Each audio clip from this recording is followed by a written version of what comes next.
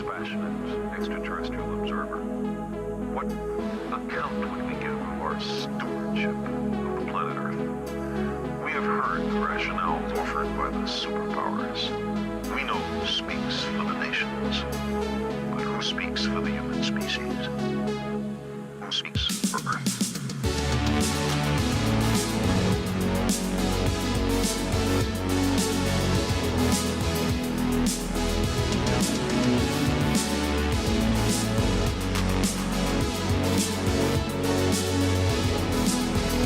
Hey, welcome back to that damn channel. I should get the name right. You are looking at Wildness Wednesdays. Today is the 16th of August. This is episode number 3. Wow, 3. Big deal. Anyways, I love that quote. The universe sometimes works in the most mysterious ways, because I've just been picking kind of random tracks by Meyers to start this show off. He's a local artist here from Calgary, Alberta, a good friend of mine. He's always using these great quotes from Carl Sagan and Neil deGrasse Tyson in his music, and it's just really great. But this one here, what account would we give of our stewardship of the planet Earth? What do we have to say for ourselves? Hey, it's really appropriate for today's show because we are talking about Wildness Wednesdays. We are going to dig a little bit into permaculture today. If you missed it yesterday, it was Tech Tuesdays, because Tuesdays are for tech. We looked at the Universal Audio Digital Apollo Twin interface, which is one that I use in my personal armory of hardware. Anyways, check that out if you want. Tomorrow we're going to be looking at history because it's Throwback Thursday. If you like what I do, if you want to throw some questions at me or shout at me or anything like that, you can follow me on Twitter at DA Myers. It's real simple.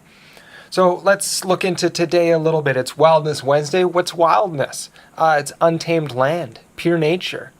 I'm reading a book right now called Feral by George Monblanc, I think, if I'm pronouncing that correct. And I'll post a link down below for it. And he looks at wildness as a way of letting nature return to itself rather than trying to return nature back to its previous state. Because sometimes, we've had an effect on climate.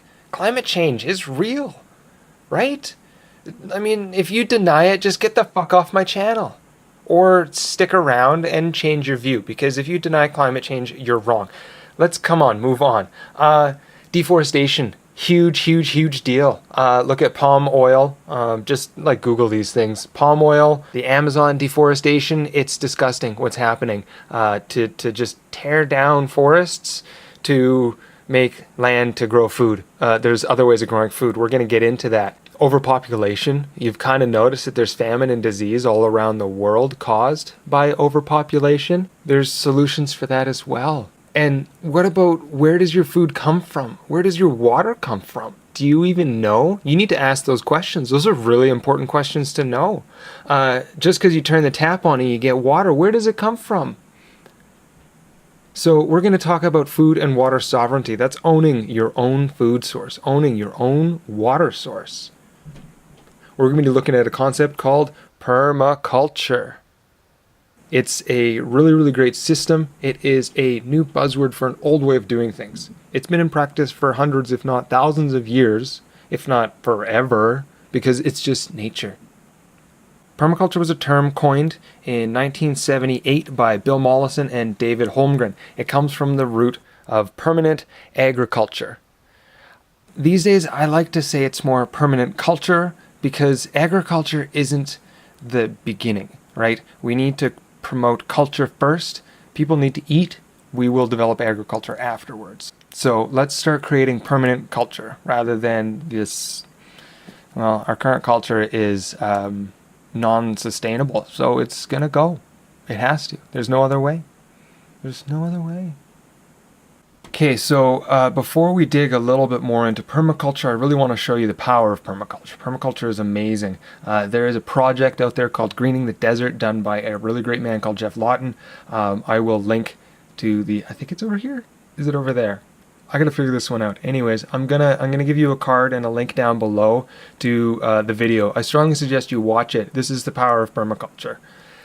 So we've defined it a little bit, permanent agriculture, but what does that mean, really? What is permanent agriculture? How is it defined? Well, it's an ethics-driven system for design, for systems design. And so let's look at those ethics. We started all off with the earth. We care for the earth. That's the first thing that we want to do, is care for the earth, because the earth is our home, right? You don't like shit in your bed and then expect to sleep in it. Come on, it's not rocket science. Next, we take care of people.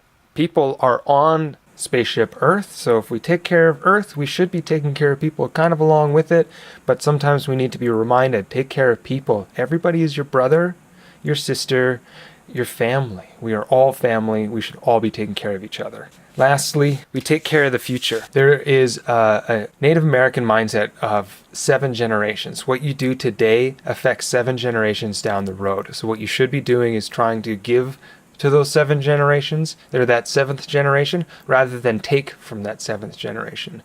Our current culture is taking. We need to start giving back. So we have to look at solutions for sustainability. Now, what's sustainability exactly? Sustainability is a state in which a system's output is equal to its input. It just keeps on going. But sustainability isn't enough anymore. Spaceship Earth is basically just nosediving towards decimation, and we can talk about that a little bit later. I do have a theory on that. But for now, let's just assume that Earth isn't always going to be habitable for us. So we need to extend that for as long as possible. We need to start regenerating this Earth. She's designed in a way to sustain life for an extended period of time. And we've just kind of accelerated that window to a point where we might not survive as a species, which should be our ultimate goal, right? So let's look at permaculture. Permaculture looks at regenerative landscapes. Now, what does regenerative mean? Regenerative is where the output of the system is now greater than the input. How does that work? Well, it's pretty simple. Earth is constantly being bombarded by solar radiation. That's energy, pure and free. We just need to use it. So we develop systems that add back into itself, or we take our harvest and our surplus of harvest, and we return it back into the earth. And that helps to rebuild soil and create nutrition, real nutrition in the soil, rather than spraying on chemical fertilizers and things like that. We reinvest the surplus. That's how any business grows. That's how anything grows. You reinvest the surplus. So that's what we do with regenerative landscapes. With regenerative systems thinking is that we build a system where the output is greater than the input.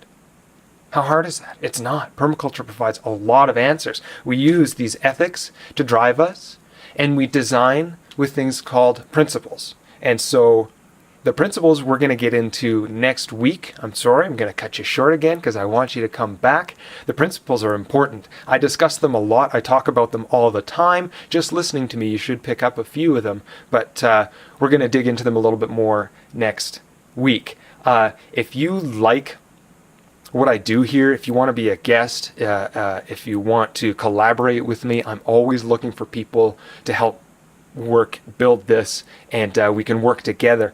Like my friend Cybermitch, we've got this great relationship. He makes awesome music. I get something interesting to put into my video. So I'm always looking for collaboration, always looking for guests, and all that kind of stuff. Permaculture is a lens in which to view the world. It is regenerative systems thinking, because sustainability isn't enough. Permaculture gives you options to take control of your food and water supply. If you want more info, there's a lot of it on Google. You can just search it up. You can come back here next week. You can also go to fifthsum.ca is my website. There should be a local permaculture guild near you. You can Google that as well. They're all over the world. There are international institutions like the Permaculture Institute of North America, or the Permaculture Research Institute. Those are two of the big ones. Permaculture Research Institute is in Australia. Permaculture Institute of North America is obviously in North America.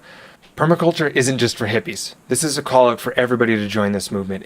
We need academics, we need systems thinkers, we need social influencers, we need people to get this word out there. If you like this, subscribe, like, comment. hire me, check out fifthsum.ca. I do permaculture consultations, and follow me on Twitter at DA Myers. If you missed yesterday, we looked at a piece of tech, the UAD Apollo Twin, and tomorrow we're going to throw back to a bit of history. We'll figure it out later.